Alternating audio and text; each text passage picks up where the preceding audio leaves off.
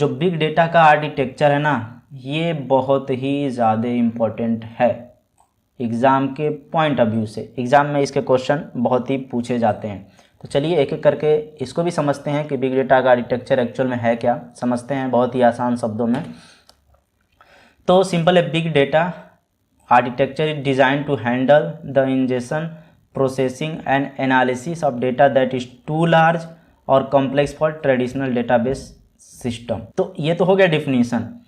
अब मैं बताता हूँ कि बिग डेटा का आर्किटेक्चर एक्चुअल में क्या होता है। जो डेटा आपका लार्ज है, लार्ज अमाउंट में जो डेटा है वो आपके ट्रेडिशनल डेटाबेस सिस्टम से पॉसिबल नहीं है एनालिसिस करना। ठीक, जो आपका बहुत ज़्यादा डेटा है वो ट्रेडिशनल डेटाबेस सिस्टम से एनालिसिस करना पॉसिबल नहीं है।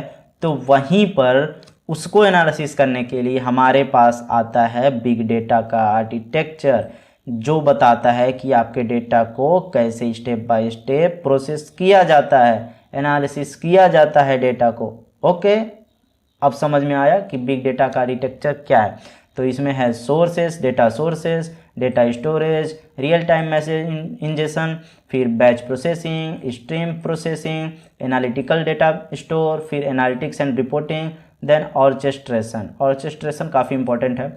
अब एक एक करके सबको समझने की कोशिश करते हैं कि इसका इम्पोर्टेंट क्या है। ठीक, अब बात करते हैं हम सबसे पहले डेटा सोर्स की। ये पहले नंबर पे है। ठीक है, ये देखो पहले नंबर पर डेटा सोर्स है ना। तो सबसे पहले डेटा सोर्स की बात करते हैं। All big data solutions start with one और मोर डेटा सोर्सेस। अब डेटा सोर्स का मतलब क्या होता है? सबसे पहले सोर्स का मतलब क्या होता है? सोर्स का मतलब क्या है कि हमें धूप मिल रही है। धूप कहाँ से मिल रही है? हमें सूरज से मिल रही है। धूप मिलने का सोर्स क्या है? सूरज है। ठीक, अब आपको बिग डेटा का नॉलेज कहाँ से मिल रहा है? मतलब बिग डेटा आप कहाँ से पढ़ रहे हैं? तो आप यूट्यूब से पढ़ रहे हैं। किसके चैनल से पढ़ रहे हैं? Engineering in one video channel से पढ़ रहे हैं। तो आपका बिग डेटा पढ़ने का सोर्स कहाँ से है? Engineering in one video YouTube है।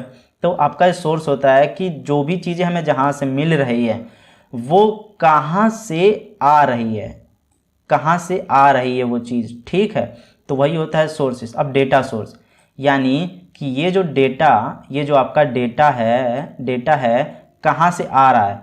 ठीक है, वही होता है आपका डेटा सोर्स। ठीक है, उसे ही डेटा सोर्स कहते हैं। अब एग्जांपल्स आपको देख लेते हैं कि application data store such as relational database.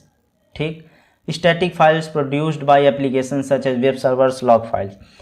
अब देखिए, हम बहुत सारी एप्लीकेशन यूज करते हैं, जैसे फेसबुक यूज करते हैं, इंस्टाग्राम अगर हम लोग यूज कर रहे हैं तो इंस्टाग्राम अगर हम यूज कर रहे हैं तो यहाँ पे वीडियो को लाइक करते हैं, वीडियो को शेयर करते हैं। ठीक है, वीडियो को पोस्ट करते हैं। तो ये सब चीज़ें कहीं ना कहीं जाकर सर्वर में स्टोर हो रही हैं।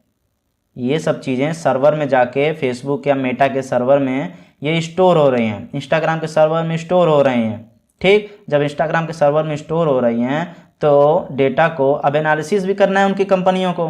तो वो क्या करेंगी, वो जो सर्वर है, ये जो सर्वर है, तो यहाँ से डेटा को निकालेंगे डेटा को। तो अब क्या हो गया, यही हो गया आपका डेटा का सोर्स। डेटा यहाँ पे स्टोर है, आपको डेटा कहाँ से मिल रहा है? सर्वर से मिल रहा है, तो आपका सर्वर हो जाएगा डेटा सोर्स। ओके, अब रियल टाइम डेटा सोर्सेस क्या होते हैं? Such as IoT devices. Real time का मतलब मैंने आपको क्या बताया था कि जो चीज़ें रियल टाइम पे हो, यानी कि आपके रूम में AC लगी हुई है। ठीक है, आपके रूम में AC लगी हुई है। अब AC आप अगर बंद करते हैं उसे और वो बंद हो 2 मिनट बाद, तो आप क्या करेंगे? आप कहेंगे यार मैंने तो बंद किया, ये तो बंद ही नहीं हुआ, ये सर्विस बेकार है, मैं इसे नहीं यूज करूँगा। यही होता है रियल टाइम में कि आप जब AC को जब बंद करें तो ये आपके तुरंत बंद हो, इंस्टेंट एक्शन हो, लेट ना हो कि 1 2 3 4 सेकंड बाद, ऐसा कुछ नहीं। आपकी जो AC बंद हो तुरंत बंद हो। तो वो सब चीज़ें रियल टाइम पे ही होती हैं। रॉकेट वगैरह जब हम लोग लॉन्च करते हैं वहाँ पे रियल टाइम का बहुत ज़्यादा यूज किया जाता है। ठीक है, तो काफ़ी जगह पर रियल टाइम चीज़ों को यूज किया जाता है। ठीक, तो ये हो गया आपका डेटा सोर्स। आई होप कि आपको डेटा सोर्स समझ में आया होगा कि जहाँ से हमें डेटा मिलता है वही डेटा सोर्स। आप सूरज का एग्जाम्पल मैंने दिया, सब चीज़ें एग्जाम्पल आप ले सकते हैं समझने के लिए। देन इसके बाद करते हैं हम डेटा स्टोरेज। डेटा स्टोरेज से आपको क्या समझ में आ रहा है कि स्टोरेज मतलब कि यार हम जहाँ पे चीज़ों को स्टोर करें। हमारे मोबाइल फ़ोन में 32 GB की इंटरनल स्टोरेज है। तो उस इंटरनल स्टोरेज में हम लोग क्या करते हैं, अपने फ़ोटो वगैरह रखते हैं, वीडियो रखते हैं, ठीक है। तो कहीं ना कहीं वो सब डेटा ही है ना, डेटा के फॉर्मेट में स्टोर करते हैं। तो सेम वही होता है डेटा स्टोरेज, कि डेटा आप जहाँ पे स्टोर करते हैं वही आपका डेटा स्टोरेज होता है। और जो आपका डेटा स्टोर होता है टिपिकली वो डिस्ट्रीब्यूटेड फॉर्म में होता है। अब डिस्ट्रीब्यूटेड का मतलब क्या है कि आपका जो डेटा है किसी एक जगह पे नहीं स्टोर है, यानी एक सर्वर में नहीं, या एक जगह पे नहीं स्टोर है। आपका डेटा मल्टीपल जगह पे, यहाँ पे भी, यहाँ पे भी, यहाँ पे, यहाँ पे, यहाँ पे, ठीक है, मल्टीपल जगह पे आपका डेटा स्टोर है, एक जगह पे डेटा आपका स्टोर नहीं है। तो उसी कहते हैं डिस्ट्रीब्यूटेड कहते हैं। और जब डेटा आपका एक जगह पे स्टोर हो तो उसे कहते हैं सेंट्रलाइज। तो डिस्ट्रीब्यूटेड आपको समझ में आ रहा होगा। अरे वैसे ही मैं आपको बोलूँ कि आपको मैं 10 टॉफ़ी देता हूँ, ठीक है, मैं आपको 10 टॉफ़ी देता हूँ, आपको लोगों को बांटनी है, ठीक है, लोगों में डिस्ट्रीब्यूट करनी है। तो अगर आप 10 लोगों को, अगर आपको 10 लोगों को ले जाकर वो टॉफ़ी देते हैं तो आपने डिस्ट्रीब्यूट किया 10 लोगों में, ठीक। अब मैं वहीं पर बोलूँ कि आपको 10 टॉफ़ी ले आकर किसी एक इंसान को देनी है, तो आप क्या करेंगे, किसी एक इंसान को ले आकर दे देंगे वो टॉफ़ी। तो वो क्या कहेंगे, सेंट्रलाइज, किसी एक इंसान को दे रहे हैं। और वहीं पर जब डेटा टॉफ़ी ले आकर जब किसी 10 इंसान को देंगे तो आप डिस्ट्रीब्यूट कर रहे हैं, 10 लोगों को दे रहे हैं। तो वैसे ही अगर आपका जो डेटा है, अगर आप 10 जगह पे स्टोर कर रहे हैं ले जाके, तो आपका डिस्ट्रीब्यूटेड फॉर्म में स्टोर हो रहा है। वही डेटा अगर आप एक जगह पे ले जाकर स्टोर कर रहे हैं, यानी किसी एक को टॉफ़ी दे रहे हैं, तो आपका सेंट्रलाइज हो रहा है। तो यही सब चीज़ें होती हैं डेटा स्टोरेज में। इसके लिए हम लोग क्या करते हैं, एज़्योर डेटा लेक का यूज़ करते हैं, ठीक है। और जो डेटा स्टोर होता है ना, बहुत ही जो उसकी वॉल्यूम होती है बहुत ही लार्ज होती है, ठीक है, बहुत लार्ज फाइल्स होती हैं। तो उसके लिए हम एज़्योर यूज़ करते हैं। माइक्रोसॉफ्ट का है ये, और जैसे अमेज़न का AWS होता है, गूगल का क्लाउड है, ऐसे माइक्रोसॉफ्ट का एज़्योर है। तो ये काफ़ी चीज़ें हम लोग यूज़ करते हैं डेटा स्टोरेज में। आई होप कि आपको समझ में आया होगा। अब बात करते हैं हम बैच प्रोसेसिंग की। तो बैच प्रोसेसिंग का कॉन्सेप्ट क्या होता है उसे एक बार यहाँ पे देख लेते हैं। तो डेटा जो होता है ना वो यार बहुत ही लार्ज अमाउंट में होता है। आपको भी पता है बिग डेटा में जो भी डेटा होता है वो बहुत ही लार्ज होता है, और उस डेटा को हम लोग को प्रोसेस भी करना होता है। तो क्या करते हैं, उसी डेटा को हम लोग बैच के थ्रू सॉल्व करते हैं, बैच बना देते हैं, बैच के थ्रू प्रोसेसिंग करते हैं, ठीक। और जो बैच होते हैं ना उनको काफ़ी टूल्स हम लोग यूज करते हैं एनालिटिक्स करने के लिए, एनालिसिस करने के लिए। जैसे हम लोग हाइव का यूज करते हैं, ये देखिए यहाँ पे हाइव दिया है, पिग होता है, फिर कस्टम मैप रिड्यूस का कॉन्सेप्ट आता है बिग डेटा में, आगे हम सभी लोग पढ़ेंगे इन सब चीज़ों को। फिर हडूप क्लस्टर का आता है, फिर जावा प्रोग्रामिंग लैंग्वेज, स्केला भी एक प्रोग्रामिंग लैंग्वेज, पाइथन, इन सभी को यूज़ करके हम बैच प्रोसेसिंग में काफ़ी ऑपरेशन परफॉर्म करते हैं। देन स्ट्रीम प्रोसेसिंग, ये stream processing, after capturing real time messages the solution must process them by filtering, aggregating and otherwise. ये जो preparing the data for analysis, ये जो डिफिनीसन दिया हुआ है एक बार आप इसे अच्छे से पढ़ लीजिएगा तो आपको समझ में आ जाएगा। तो वैसे भी मैं भी आपको एक बार समझा ही देता हूँ कि आखिर में स्ट्रीम प्रोसेसिंग क्या होती है। तो स्ट्रीम प्रोसेसिंग में क्या होता है कि जो रियल टाइम के जो मैसेज होते हैं ना, ठीक है, जो रियल टाइम के मैसेज आ रहे होते हैं तो उन्हें क्या होता है कि हमें एक सॉल्यूशन वहाँ से निकालना होता है। तो उस डेटा पे हम लोग वेरियस ऑपरेशन परफॉर्म करते हैं, प्रोसेस करते हैं, और वहाँ से डेटा को एक डिजायर्ड आउटपुट होता है उसे वहाँ से निकालते हैं, ठीक, एनालिसिस वगैरह करते हैं, ठीक। उसके लिए हम लोग क्या यूज़ कर सकते हैं, एक ओपन सोर्स आता है अपाचे स्ट्रीमिंग टेक्नोलॉजी JLI, तो एक स्टोर्म आता है और एक स्पार्क आता है जिसकी मदद से हम लोग स्ट्रीम प्रोसेसिंग करते हैं, ठीक। तो यहाँ पे डिफिनीसन दिया हुआ है, आप इसे एक बार पढ़ लीजिएगा, एग्जाम के पॉइंट ऑफ व्यू से अगर लिखना रहेगा तो आप वहाँ पे लिख पाएंगे। देन इसके बाद बात करते हैं एनालिटिकल डेटा स्टोर। अब ये क्या होता है, many big data solution prepare data for analysis and then serve the process data in a structured format that can be queried using analytical tools. अब क्या है कि हमारे पास बहुत सारा डेटा था, उस पर हमने वेरियस ऑपरेशंस परफॉर्म किए।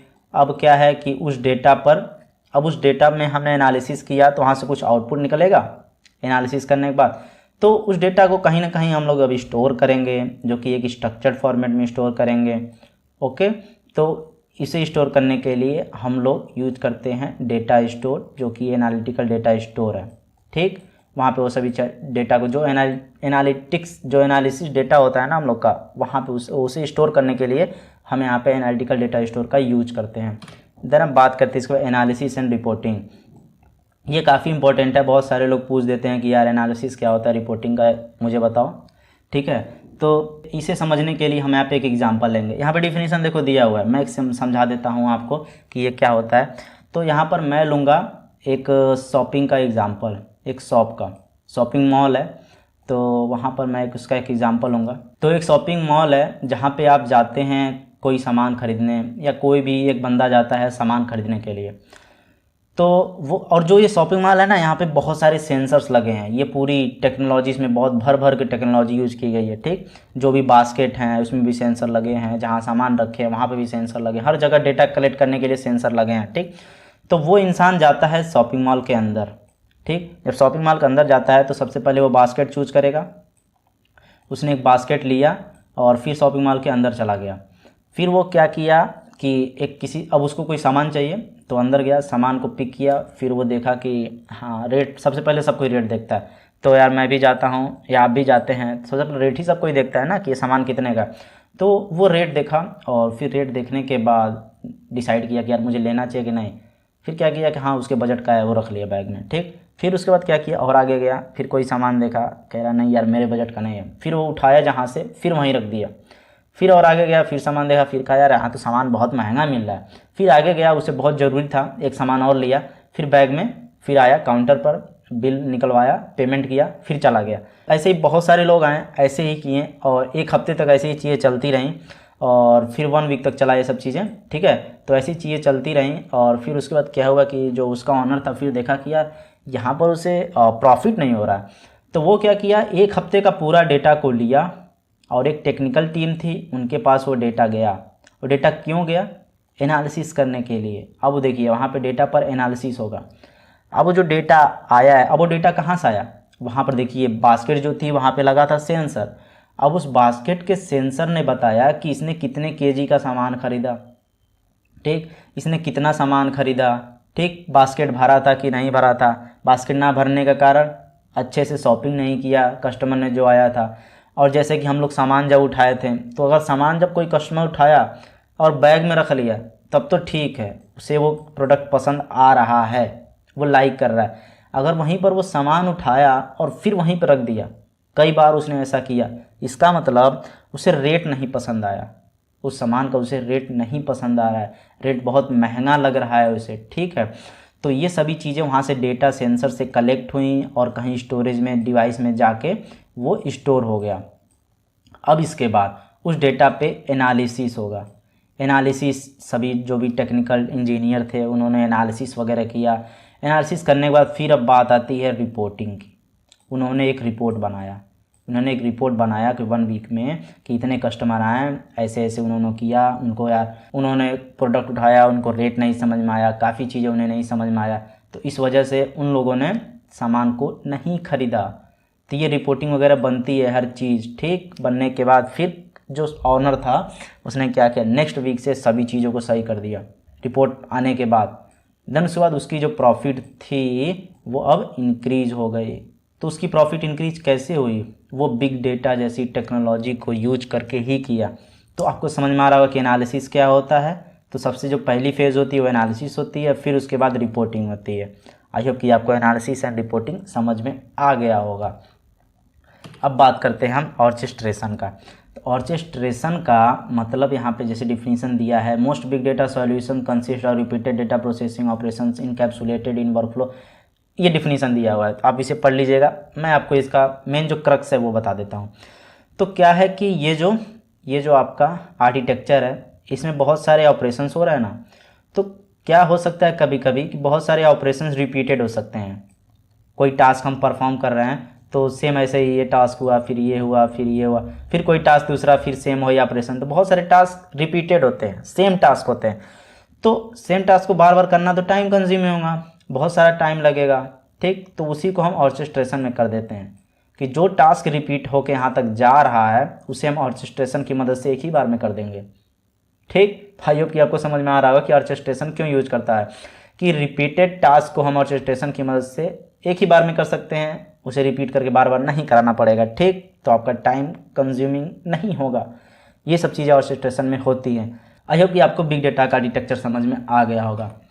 अब बात करते हैं when to use this architecture. अब इस आर्किटेक्चर का हम लोग यूज कहाँ पे करते हैं। कोई भी चीज़ हो उसे हम लोग को पता होना चाहिए ना, कहाँ पे यूज़ करना होता है, कहाँ पे यूज करते हैं। तो store and process data in various volume too large for traditional database, यहाँ पे कर सकते हैं। Transform on structure data for analysis and reporting, analysis and reporting में कर सकते हैं, जैसा मैंने शॉपिंग मॉल का एग्जांपल बताया।